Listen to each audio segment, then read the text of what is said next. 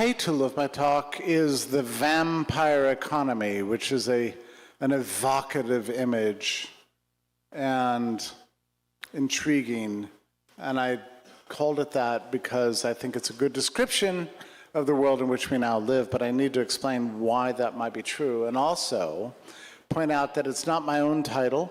I got it from a book written by Günter Reimann in 1939 called The Vampire Economy,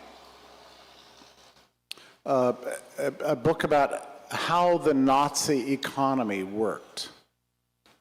Now, think about the year 1939. This is before the war officially began with the invasion of Poland, but now we're talking about, 5 years after the Nuremberg laws that specifically forbid doing business with Jews for political reasons. And most of the Jews had already found other places to go. There's a lot of terror in the air. The Nazis had consolidated full control. It took them a while. The movie called Triumph of the Will was made in 1934. And according to the movie, the Nazis are ruling everything and everybody. They're fully in control. That was a piece of war propaganda. It was a piece of propaganda by Leni Riefenstahl. The Nazis weren't actually in control. They're still trying to consolidate their control. A major part of what it means to consolidate control is to not just gain possession of the apparatus of the state, but to gain control over the private sector, most of the industry, most of civil society, and then earn the loyalty of the people. That had not yet happened. So between 1934 and 1939, this gradually unfolded.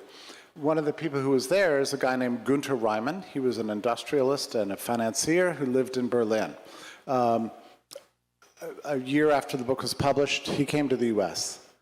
And in all my research and writing, I had been frustrated that there had been very little written about how the Nazi economy worked. It's kind of like a hole in the literature. I mean, people don't talk about it much, which is weird because we've got here in the right middle, smack dab of the middle of the 20th century, the most powerful regime in Europe, painted the map of Europe black.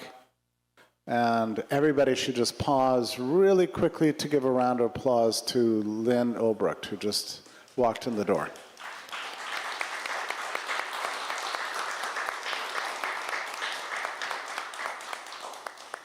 Thank God for her, right? She's a model of what it's like to be a great mom.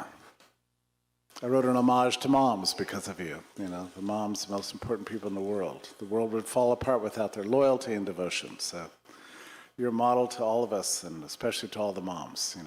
Take care of your sons, love them. Take care of your children, love them. That's the one job.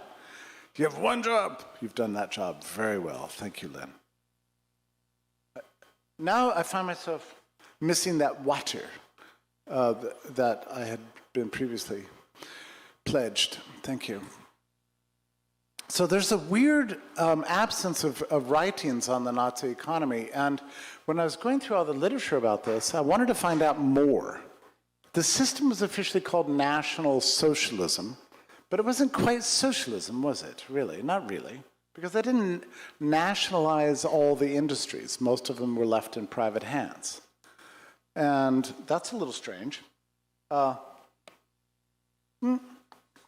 How does a government get hold of private industry, and what is the role of that private industry once they become captured in the building up of regime? These are profound questions.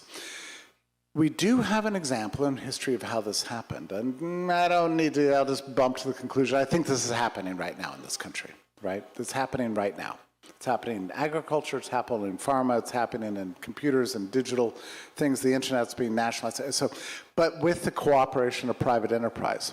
So back when I first put this book in print, I was really intrigued by it because I found a copy through interlibrary loan or something like that, read it, and it blew my mind. And I wanted to put it in print, but I had to contact the author, who I assumed owned the rights, because the publisher had long let it go out of print. Well, I made some phone calls. Next thing you know, I find myself on the phone with Günter Reimann, the guy who writes the book, who's by this time is like 90 years old. Oh yeah, that old book, I can't believe anybody cares about it. I said, well, it's one of the great books about the Nazi economy ever written. I mean, why did it ever go out of print? How come nobody's read it? I don't know, I wrote it, nobody cares. Okay. Can I reprint it? You can do whatever you want. Great, so I did. And I posted it online and published it, and nobody cared. But I reread it recently. And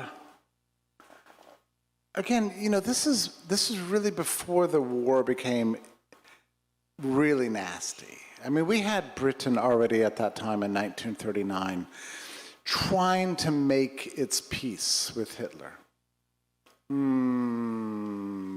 We had anti-war rallies in the US.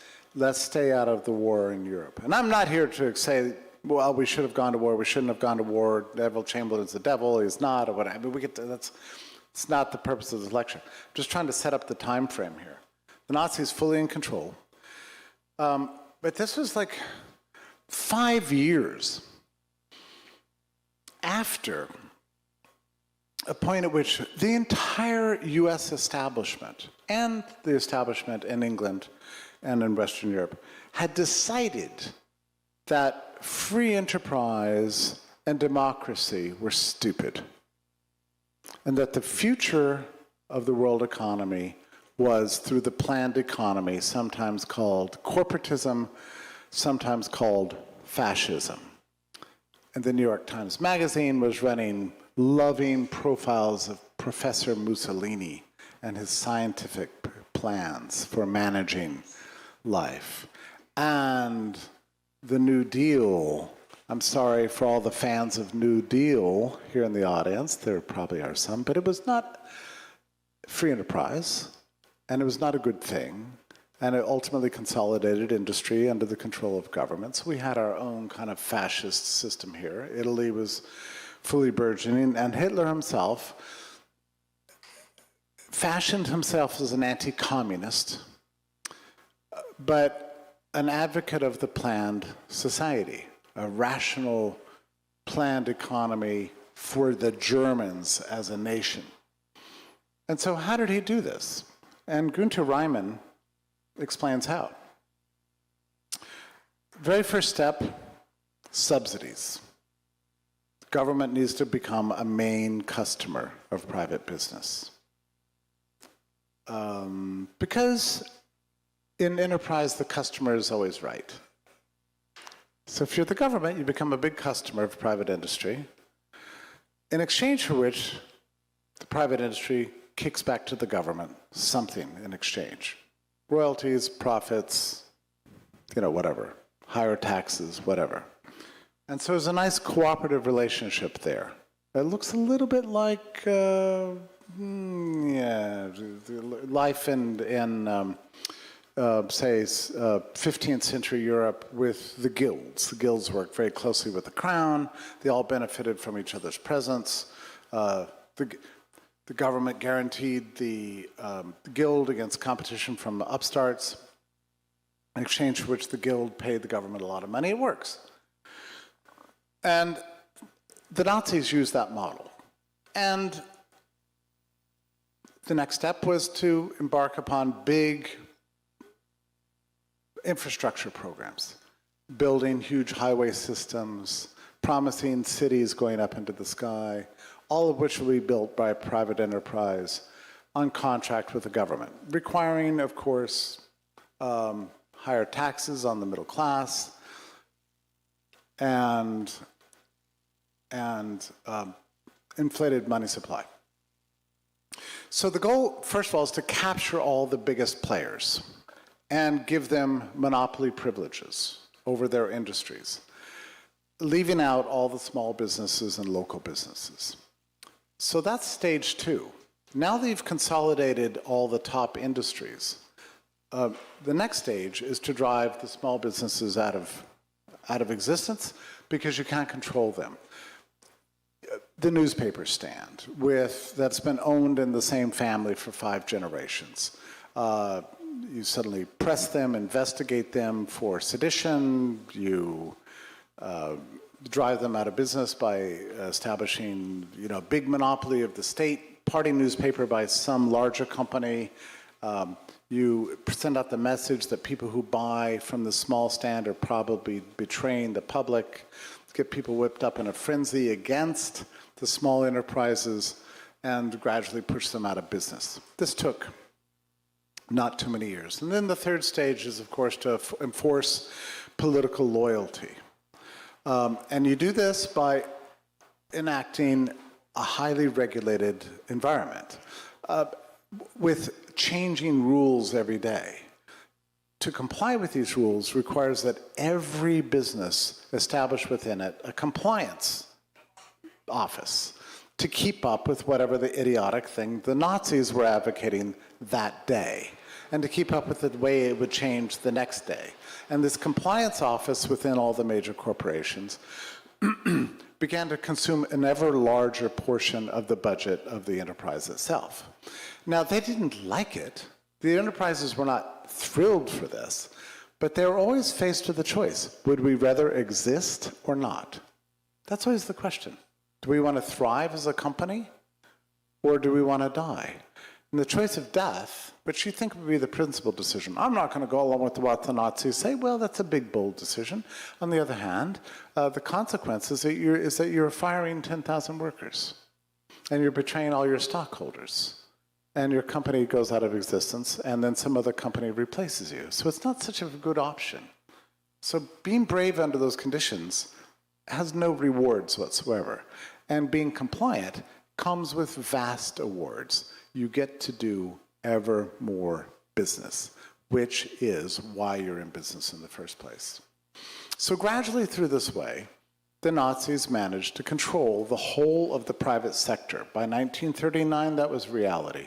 The entire private sector of Germany, which once consisted of small shops and a lot of competition, free enterprise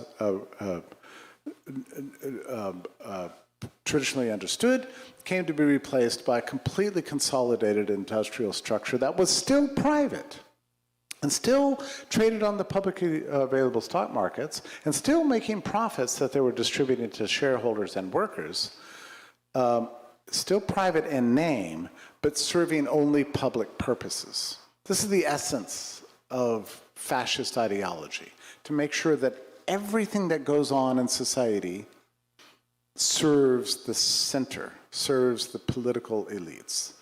So you don't have to nationalize everything like the bad Soviets did and run everything by the government.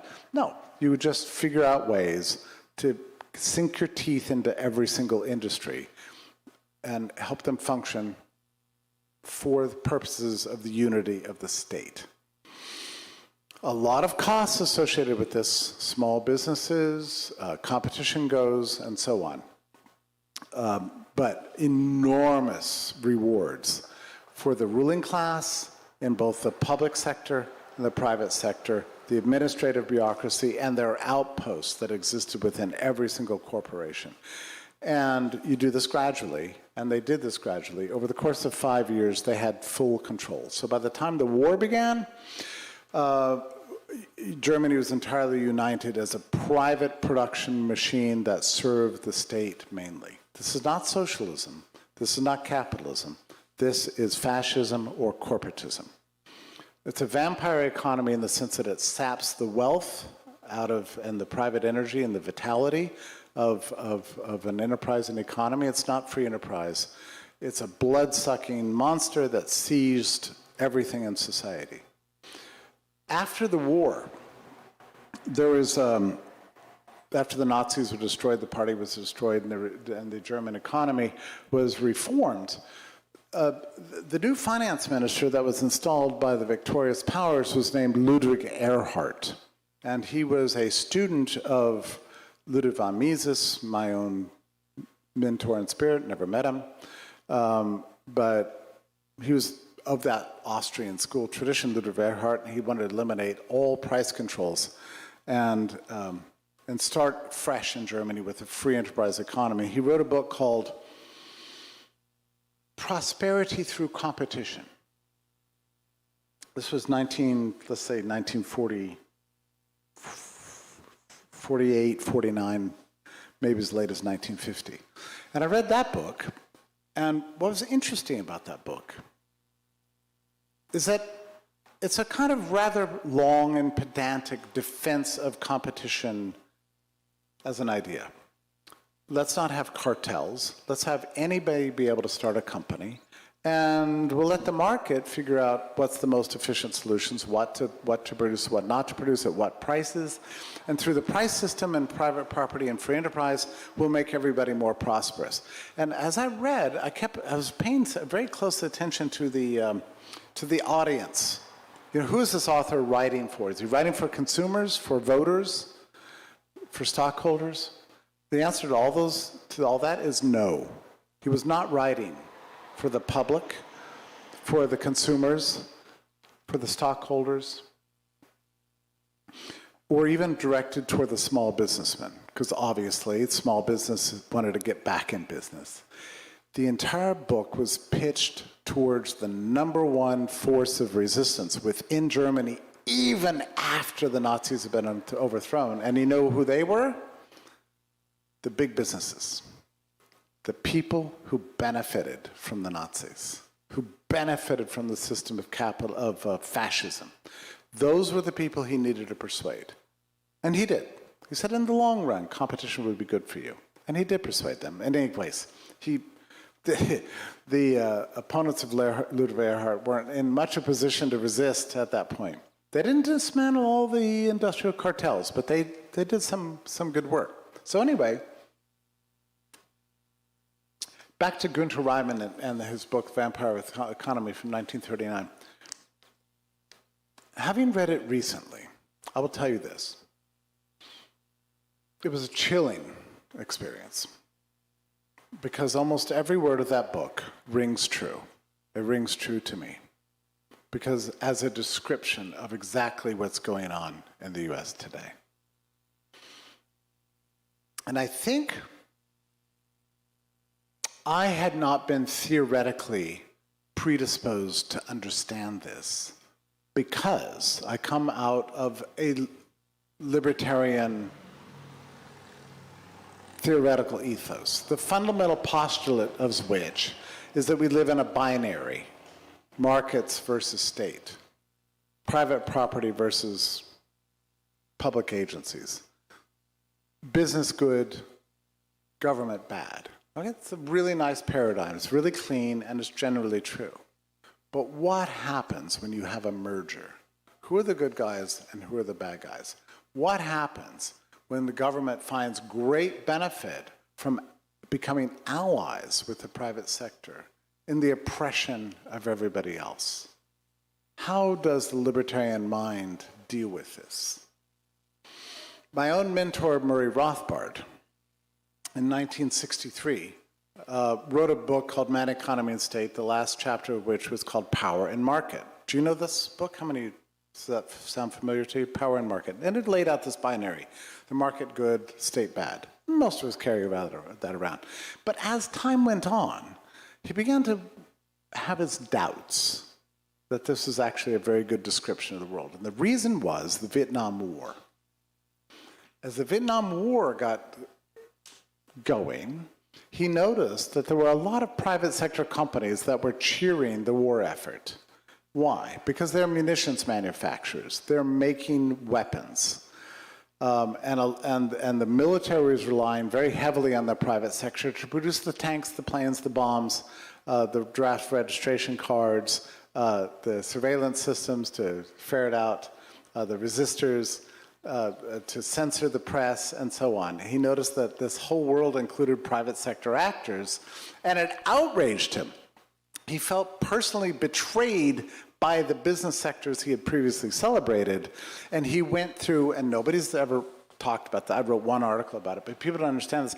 Murray himself went through a bit of a crisis, intellectual crisis in his own life, because the thing that he once loved and celebrated as the savior for the world was now cooperating with the thing he had demonized as the enemy and one big happy family to draft people, send them to war, and be slaughtered and kill other people. Okay, so this is a disaster unfolding before his eyes, and this was 1968, and it was at that period he decided to make alliances with the left, right? So he went through this famous period where he was cooperating with Students for Democratic Society and writing for all the Leninist publications and writing loving portrayals of Che Guevara and all this kind of stuff. And people look at this and say, this guy was a madman. You know, how can you be a supporter of Goldwater in 1964 and writing loving autobiographies of Che Guevara in 1969? You know, like, how is this possible? The thing is that actually there's a consistency there. He wanted a private sector that was competitive and independent of the state, and he wanted a society with no state or as minimal as possible. And what he saw developing by the late 60s was a combination of the two. In those days, this combination largely pertained to the military-industrial complex, to the thing that was giving us our foreign policy, to U.S. imperialism. That was late 1960, 68 and following, and that's been largely true even throughout the 1980s. Military-industrial complex got increasingly dominated by private sector concerns. After the Cold War, when the U.S. invaded Iraq, who built the bombs? The private sector. Who cleaned up the messes? The private sector. Who guarded the troops? The private sector. More and more was being done by the private sector. Largely, U.S. foreign policy came to be privatized by the late 1990s, driven forward by private sector concerns, and that remains true today. This is a very disturbing reality for any libertarian, because you see your good guys in your ideal world actually working together for evil. You see the problem here, right? This is the problem. But in those days, 1990 and following, there was still a very vibrant private chamber of commerce sector in the US that was generally for liberty. Like, you could count, like you could in the 80s and the 90s and following, on private business generally favoring lower taxes, more liberty. That, how's to say, they voted Republican, okay? They're reliably so. In 1995, we got the invention of the web browser. We had all the manifestos coming out saying the government will never control the internet. This is our space, not yours. Declaration of Internet Freedom. Those were great days. I enlisted in the cause of techno-utopianism. I wrote a book called It's a Jetsons World, a Beautiful Anarchy. That was 1995. By 2005, we got the iPhone. By 2006, Facebook was open to the world. 2007, we got the app economy developing. Apple opened up its shop for applications running on its phone to the private sector. The development of the app economy was a beautiful thing to see, all spontaneous. By, I would say, 2012, when my book, Beautiful Anarchy, came out, it really did look like a beautiful anarchy. No central design, no censorship, but a global marketplace with largely free entry and exit. In those days, you could still start a software company in your garage and have a real hope. Merchants were selling online. It was a lovely thing to see. The biggest mistake I made was believing that that would last forever. It didn't last forever. We're now in 2024 facing a very different world.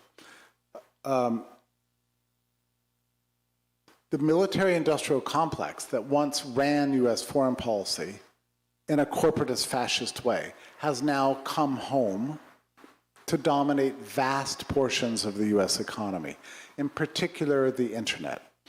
So in 2022, the Biden administration released a new manifesto called Declaration on the Future of the Internet, in which they describe the future of the Internet as a rule-based, not a world of freedom of speech and beautiful order and chaos where governments don't belong here. No, no, no. Those days are long gone. Now, we're going to have a rules-based order that is managed by stakeholders, such as universities, governments, large corporations, and nonprofit organizations. You see? It's a corporatist model. And we've seen the consequences of it. A lot of this took place since 2020. We talk a lot about the censorship of those days. Censorship, yeah. Oh, you're against the lockdowns, you post they're stupid, you post that on Facebook. Zuckerberg says, no, I'm working with Fauci, you can't say that, you get your account blasted away. You oppose masks on LinkedIn, fact check, wrong, deleted, gone. Old Twitter was the same way. Millions of accounts were deleted for saying the wrong thing. That's old-fashioned censorship. What we're dealing with now goes way beyond. So I like this word censorship because it presumes that it's the exception to the rule of freedom. You have free speech. Censorship is an intervention in that. We're way past that. It's no longer censorship anymore. It's the system. It's just the way everything works. Google's search results are no longer based on the consensus of the community. They're based on what the stakeholders believe that the public needs to see. YouTube will take down anything that violates regime priorities, particularly as it pertains to big pharma. The internet economy is dominated by 4, 5, 6 main firms that constitute 99% of all activity on the internet, and the small channels on the side, whether it's Rumble, to say nothing of the various chans out there, are a constant, and alternatives to Google, like Brave or whatever, constitute a tiny, tiny sector out there. And you might say, well, I can still post on my Rumble channel. Yeah, but nobody's going to see it. I can still post on Substack, yeah, for you and your mom and your friends. I can post on X. Think about it. There's only one mainstream social media platform in existence anymore that is relatively uncontrolled, and that is X. And that it's only free because Elon Musk spent, whatever it was, $50 billion to buy it, and he believes in free speech. And it's even not that, I mean, he still has to comply with the law in Europe, so it's censored in Europe. He still has to comply with the law in Australia and Brazil. The one thing he's not going to do is impose a global censorship just because one state wants him to do it. And he's heroic for resisting this. He's just been magnificent. And God bless him, he posted the other day that he estimates that his dedication to free speech, speaking of costly things, I just had a big donor wanted to have a meeting with me at 3:30, and I just said no, just so I can talk to you. Okay. I just lost $1 million. No, I don't know. Yes, nothing, right? So Elon Musk estimates he's losing $20 billion a year for having free speech. Why would this be true? It's because he lets people like me and you speak there. Advertisers will not advertise. Now, why have all the advertisers become opposed to diversity in opinion? How can this be true? How has the market come to betray us so hard? And I'm telling you the reason, because the biggest advertisers, the biggest corporations, have now been fully captured by regime interests. They serve the regime first, and their customers second. So Elon's dedication to free speech is costing the company billions of dollars a year. Now, I think we're in a dangerous situation because we like X, but do you really want your free speech rights, your ability to communicate with others and have influence over the public mind, held being held by that very thin thread of one eccentric billionaire. And if anything should ever happen to him, it's gone. And then the market will be almost entirely consolidated. This is a very dangerous situation.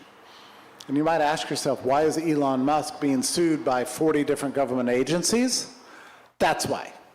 We're going to break you up. We think your salary's too big. We think you're doing bad things. You've got too much hate on your platform, and so on it goes.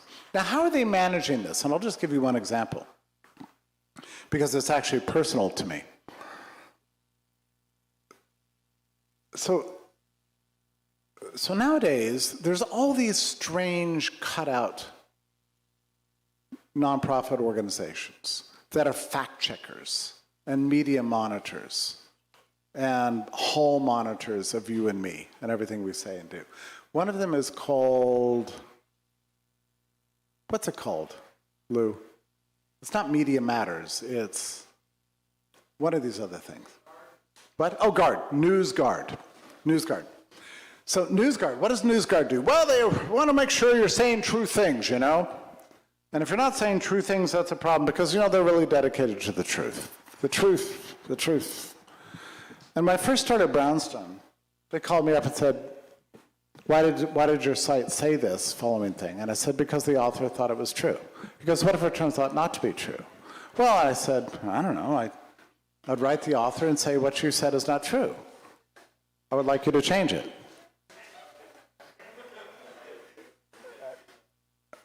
Sorry, there's something kerfuffle happening outside. We okay? Oh, sorry. Hold on. Let's just hold on a second.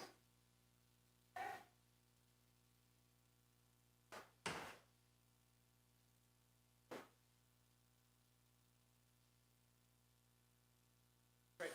So, NewsGuard. So I was on the phone with these guys for a long time. I would say, well, you know, but this.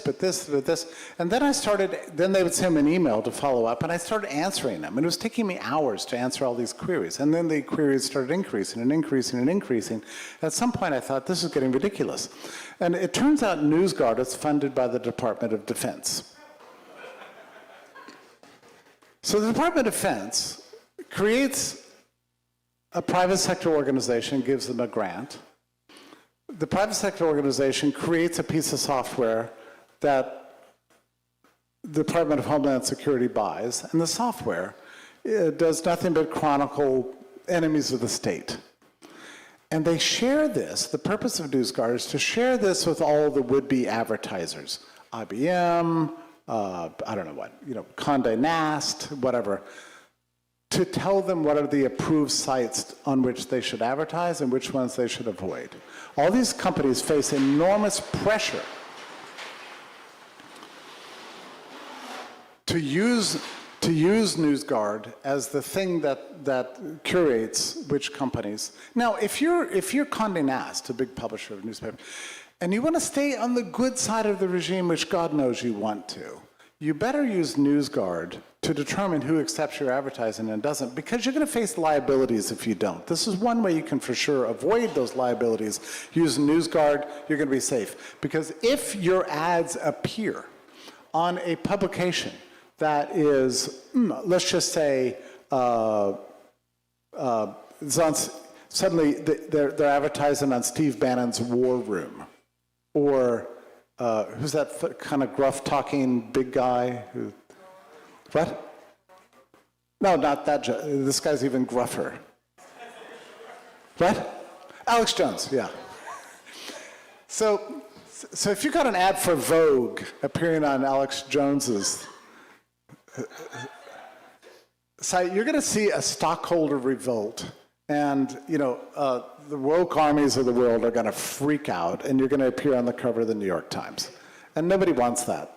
So a way to avoid that is just simply subscribe to NewsGuard and therefore exclude all the incorrect sites. So you see what's happening here. These are systems designed to channel the flow of capital towards regime-compliant companies and away from anybody who dares to dissent. This is extremely powerful. You're using the market to consolidate political control by controlling the public mind.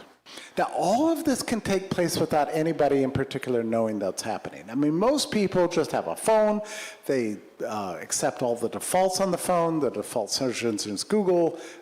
They've got the CNN app. It pops up and tells them what the news is. And they just go on with their life. They have no idea that there's censorship. Forget censorship. They have no idea that there's a consolidation of control happening and that their reality is being shaped by this complicated cartel. A very robust and complicated cartel. We used to talk about the state as one thing and the market as another thing. Nowadays, I think it's much more interesting and much more effective to think about the state as existing in three layers: deep, middle, and shallow. The deep state consists of the world of security and intelligence, right? This is the world that lives in this realm called classified. Classified is that which they can know, but you cannot know. And if they tell you what's classified, you're bound for life under criminal prosecution not to reveal it. It's a vast underworld of information that really does see itself as separate from the rest of society. They really do. And any involvement in Washington life at all, let's say you go to work for a Senate investigative committee or whatever, you need to know who's got a classified clearance and who doesn't, so you can know who knows what, and what you can say, who you can talk to, who you can listen to, and what you can say in return.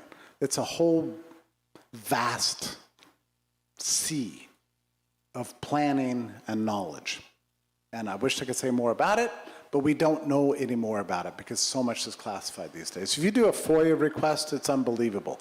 I have friends of mine who have gone FOIA requests, freedom of information, oh sure, and it's come back with like 382 blank pages, okay? You know, this is the way we are. Everything that's worth knowing these days is classified. This is what we should call the deep state. The deep state is not the Department of Commerce or the FDA. It is the CIA, portions of the FBI, the intelligence committees within the Senate, the vast sectors of the Department of Homeland Security, the National Security Agency, and all their cutouts of CISA, and so on and so on. That's the deep state.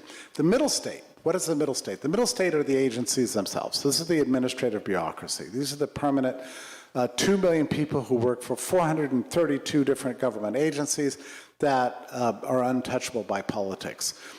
We pretend that they can be controlled by elected representatives by giving the new president permission to hire 400 people who show up at the Department of Housing and Urban Development, Department of Transportation, Department of Energy, Department of Education, and all these posts, Department of Justice. And they pretend to run the place for a couple of years until they're booted out. And at most they run it for 4 years, then they're booted out. They have no institutional knowledge, no awareness of the budgets, the programs, or any of the employees. All the knowledge on what actually goes on belongs to the lifetime bureaucrats. So the political appointees are never, ever successful if they attempt to actually control the agency. In fact, the career civil servants at the middle state laugh at the new political appointees because they know they're going to be temporary, they know they're dispensable. If they actually try to cut a budget or otherwise change the system, it's just a matter of a few leaks to the New York Times about inappropriate travel here, there, some extramarital relationships, you know, whatever the thing may be, a drunken night at the bar. One New York Times story and they're out. And any president will fire any cabinet level appointee who's getting bad press, period. That's it. So that's how the administrative state stays in control. 2 weeks before Trump left the office, he tried to pass an executive order. Actually, he tried to do it since 2018. Executive orders trying to control the civil service. At each time, a federal judge blocked the order. One of the judges that blocked the order was I'm going to mispronounce her name, but something like Punjabi Jackson or something like that. Anyway, she was rewarded with the Supreme Court appointment after having struck down these Trump orders, right? So that was a nice political payoff. 2 weeks before he left office, he implemented a thing called Schedule F, which would reclassify any civil service agency that or employee as basically fireable if they were involved in policy and the new administration didn't like what they're doing, and they were reclassifying the civil service 2 weeks before he left office. It created hysteria in Washington. Nobody complied. Biden came in the first day in office. He reversed that executive order, first thing. And over the next 4 years, they've tried to change as many rules within the civil service as possible to protect this middle state administrative bureaucracy, 2 million strong, 423 agencies, against ever being touched by the elected president ever again. So you've got a weird situation, which we elect a president who's the head of the executive branch, none of which he actually controls at all. He's responsible for everything that happens, but he has no effective control over it at all. It's the permanent middle state of the modern fascist economy. I mean, is Trump going to do something about this next time? Yeah, they have every intention of doing it, but here's why I have doubts. There's a lot of protections built in. I think it'll be struck down by every federal judge if he tries to pull Schedule F again. It'll be struck down immediately. But I'm not even sure he actually personally has any intention to do it, and I'll tell you a quick story. 2 weeks ago, he got up in front of an audience and said, the Department of Education, it's got to be abolished. First day in office. Now, I'm all naturally a little suspicious of this because I've been hearing this since I was in the cradle. Every Republican president promises the abolition of the Department of Education. Mysteriously, it still exists. But maybe he's a serious guy. He's going to do it. 2 weeks later, this is just a couple of days ago, he says, I'm going to instruct my Department of Education to defund any school district that supports LGBT propaganda. So, wait a minute. I thought you already abolished the Department of Education. Your first day. You don't have anybody you can instruct to do anything. I mean, you need to get your story straight. Is this thing going or coming? You know, which is it? He doesn't know. That's the point. There's no reason for him to get rid of the Department of Education if he can use it to accomplish his ends. You see how it works? That's the middle state. All right, what's the shallow state? That's where it gets interesting. These are all the cutouts. The government-funded nonprofits at universities. Let's just take one example. The Stanford Internet Observatory. Now, the Stanford Internet Observatory is not a telescope on a hill. It is just a small office with a handful of employees that were writing algorithms to censor you and me. They got really busy after 2020, and anybody who had doubts about lockdowns or mask mandates or vaccine mandates or had questions about the safety and effectiveness of vaccines got on a bad guy list that was shared with the Department of Homeland Security and throughout all government agencies, and then implemented by all the employees at Facebook, at LinkedIn, and Twitter 1.0, and every other, and Pinterest, by the way, and Reddit, and then, of course, Wikipedia. Now, all of this apparatus constitutes the shallow state. So these are non-state actors that are doing the state's bidding, and ever more of the private sector should be included as shallow state actors. I'll just give you a couple of examples of how it works in the media. So after the Great Barrington Declaration came out, thank you, Lou Eastman, who built the website for that, this crotchety old man who is head of the National Institutes of Health named Francis Collins, who pretends to be a guitar-playing Baptist, but is actually just a shill for Big Pharma and gain-of-function research. And he saw the Great-Barrington Declaration, which became controversial because it advocated for natural immunity, everybody going back to normal, a month before the vaccine rollout. And they had worked for the previous 8 months to lower seroprevalence levels in the population as low as possible and keep everybody immunologically naive, so that when the vaccine came along, everybody would rush and say, shoot me your mRNA! I want your poison immediately so I can save from death from COVID. And the Great-Barrington Declaration comes out and says, nah, just go back to normal. You'll get over it. You might get a cold, you get back to normal. You're going to be fine. That was a disaster. Francis Collins probably panicked when he saw the Great-Barrington Declaration, shot Fauci an email and said, do we have anybody who can take this thing down? Give it a quick and devastating takedown of this evil document written by fancy doctors and Ivy League universities. Got to destroy it. And so immediately, within 3 days later, who was attacking the Great-Barrington Declaration? Tells you all you need to know. Who belongs to the shallow state? The New York Times, the Washington Post, Wired Magazine, Rolling Stone. All shallow state enterprises totally captured to do the state's bidding. And they all attacked the Great-Barrington Declaration. Now, it didn't quite work. Actually, it was kind of funny. Because at that point, the whole population was like, you know, this lockdown stuff sucks. Why is everything going crazy? And does anybody disagree? I can't seem to find anybody. Wait, what is this thing? So they read it, and it's only like 700 words long, and they read it and said, well, that's kind of compelling. So they ended up making it viral by attacking it, as that so-called Barber Streisand effect, so the whole thing backfired. Like if Francis Collins had done the right thing, he would have said, oh, that's dumb, and ignored it.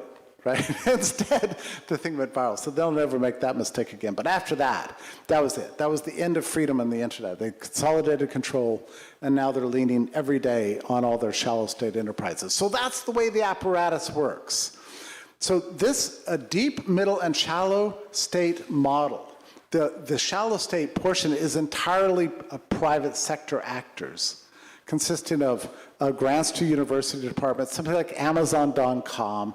The main customer of Amazon is the National Security Agency, just telling you. Google, entirely shallow state actor, and so on it goes throughout the entire internet right now. And it's also true in several other sectors. And I see we're kind of coming up to the end, so I might make this brief. But one of the most shocking things that I've discovered in the last 5 years is to observe the power of pharma. Like if you'd asked me 5 years ago, how powerful is pharma? I would have said, I don't know. Like people who make medicines and shit? I mean, not that powerful, right? Well, for some reason, pharma bought control of almost every government in the world enough to cause them to violate the human rights of all of their populations over, billions, like, 7 billion people, were subjected to what in any time or place would have been considered a terror campaign against their freedom of association and rights and bodily autonomy. And who accomplished that? One industry, the pharmaceutical industry. Unbelievable power. And how does it have that power? It's because it has all three layers. It works with the deep state on gain-of-function research in the bioweapons industry. I'm telling too much information. I wouldn't be surprised if this mic was turned off. The middle state, FDA, entirely captured by big pharma, and the shallow state, your doctor, the CVS. These are all shallow state enterprises working on behalf of big pharma. That's how it works. You see how this model kind of explains the world? And let's just say a few words about agriculture. What is going on with this attack on raw milk? I want to drink raw milk, I'll drink raw milk. Some people say it's bad for you, some people say it's good for you. I kind of like it. I drink it just because I like to do daring things, okay? Screw you, you can't tell me. All the raw milk dealers in my neighborhood sell out before 10 a.m. They can't even keep the stuff in stock, right? But now, the CDC has issued orders, don't drink raw milk. That's very dangerous. You might get the bird flu. What's the bird flu? Oh, it's a very bad flu. What happens if I get it? You might get conjunctivitis. That sounds terrible. What is that? Your eye turns kind of pink and, you're over it in a couple of days. What the hell? No, but listen, we're telling you, this disease has a 50% case fatality rate. Really? Based on what? Well, about 30 years ago, we think there was a case of zoonotic spread to people. 5 people got it, 2 were dead. That's a very high death rate.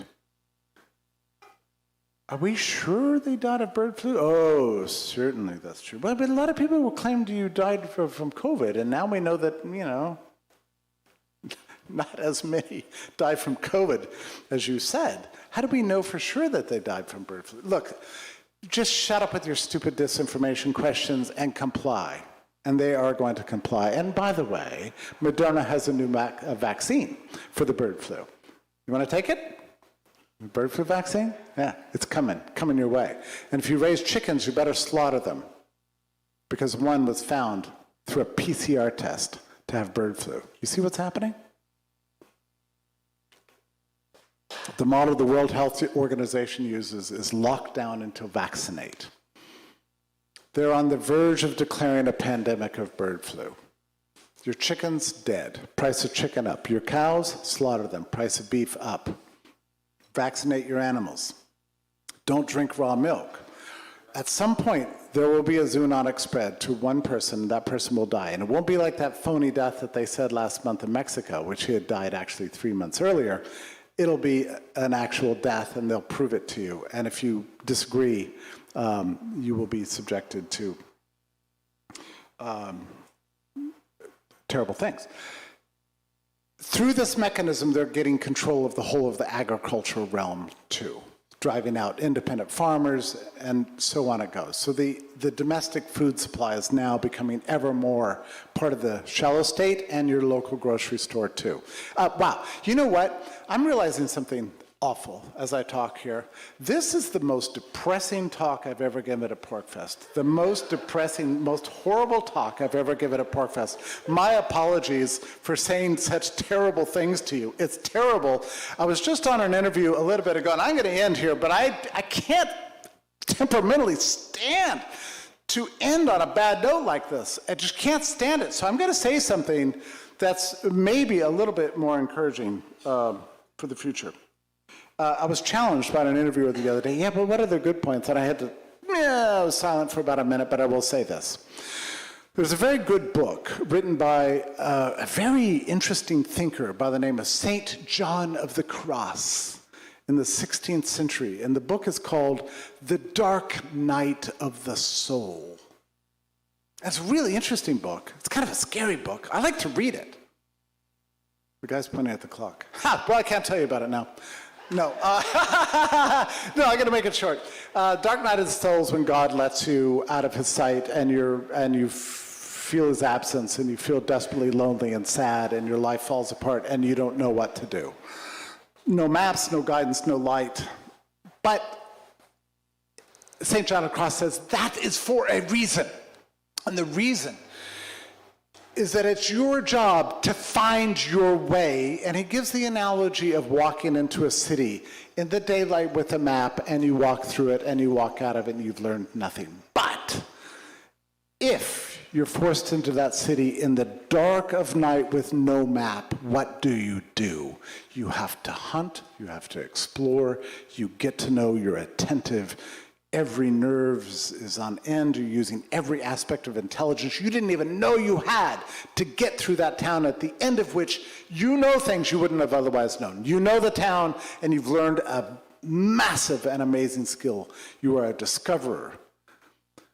We are in the dark night of the soul. We are in a city in the pitch of night with no map, but we're discovering new things about ourselves, about our neighbors, about our friends, about our families, about the world around us. We, my friends, are going to be better off on the other side. The lights will come on. We're going to find our way through this town. We're not going to let anybody stop us. It might be for a reason, and the reason might be that we have to rediscover basic things like human rights and liberty. That's up to us. That's our generation. These are the times. That's a challenge. We're up to it. Don't you think? I think we are. Thank you.